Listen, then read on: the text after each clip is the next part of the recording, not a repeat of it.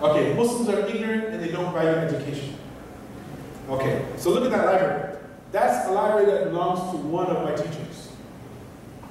Muslims are ignorant and they don't like to learn, they don't like to read anything. Who believes in that? I don't. Shows me that this guy here, he likes to read a lot. These are research books. Next one. So here we have here in Timbuktu, West Africa, you find old medical manuscripts. And this is some math and geology and geometry over here. Detailed. 500–600 years before Columbus came to America, these manuscripts are there. In Arabic, they're called makhtutat. Old medical manuscripts. So if it wasn't from Europe, then there's nothing else valuable. My question has always been that the West is better than the East. Well, East from where? West from where? North from where? South from where? Because if you're in California and you say that you're from the West, you're from the west of California, that's Hawaii, and that's all over Asia. So East from where, West from where, who has better values? I never really understood. Next. The hidden treasures of Timbuktu. So when some of the forces came to invade West Africa in the very famous kingdom of Mali, the Muslims at that time, because they didn't have that much gunpowder and guns to fight off the enemy, they knew that the history, and this is one thing that's really important, is that the people, you'll find that anytime they have any historical evidence of the greatness of their empire, unfortunately a lot of countries they come and they conquer, and then what they try to do is they try to erase people's memory of their legacy of where they came from. So some of these guys, their great-grandfathers, what they did is they took the history of their family's books. We're talking thousands of years of knowledge that their great-grandfathers wrote down about many subjects. They took these books and they buried them in the sand. Because when those powers came and they wiped out most of the people, only the little boys were there. But what they did is something very interesting. They taught the kids some lullabies in their language to tell them that their family's greatest treasure is in the ground. Just dig it up and enlightenment will come to you. So these young kids, when they became older, they remembered the lullaby that their grandparents taught them. And when they dug the ground from where they're living, they found all these books of their ancestors written. And knowledge is a treasure. Knowledge is empowerment. So we find here that one of the oldest universities in the world is in West Africa. In West Africa. Anybody heard of a place called Timbuktu? People make a lot of fun of this word called Timbuktu, but actually many people from around the world used to flock to that. And it's one of the most earliest universities, places of higher learning in the world, University of Sokoto. Next one. Oh, this is very interesting. I just came across this last week. So, America is Morocco, find out how. The ancient Berber word for Morocco is Amruk. Amruk, it means the land in the west. Variants, Amruka, Amruka, Amru, Amara, Amaru, Amaruka, Amuruka, America.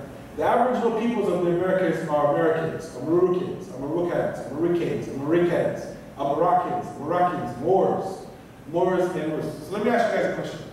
Now, I know this is Canada, we're not in the States. Does anybody know the first country? 5 minutes? Oh, I just started. Wow. Okay, they want me to go home now, so I'm going to see you guys come back tomorrow. Is that okay?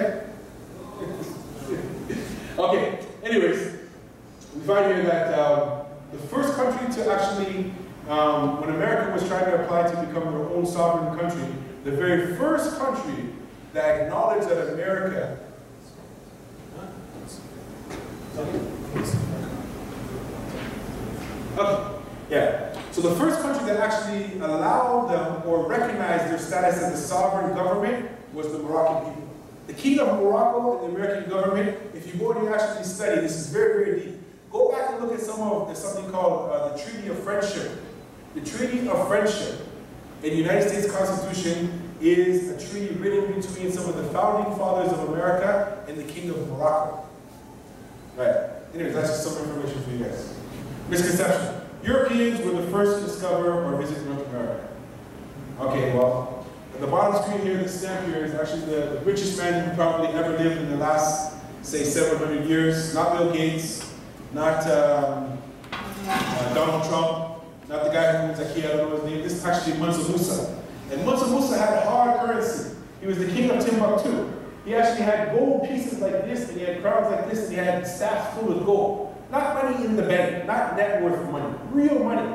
And his predecessor, his older brother, as they documented in their history, traveled over to North America and South America they came back with all this gold back to West Africa. And when they traveled across all of Africa, as it took something like more than 10,000 people to go make a pilgrimage to Hajj, each city, each village that he visited to, he gave people free gold. Free! Imagine someone just coming into the city saying, here's a gram of gold for you, here's a gram of gold for you, here's a gram of gold for you. And he changed the economy overnight. When he got to Egypt, they asked him, how did you come into all this power and ascendancy and money? He said, well, our family, we traveled across the great lands of the much called the unknown lands, and we brought all this gold back. Okay, here you go. My tribe.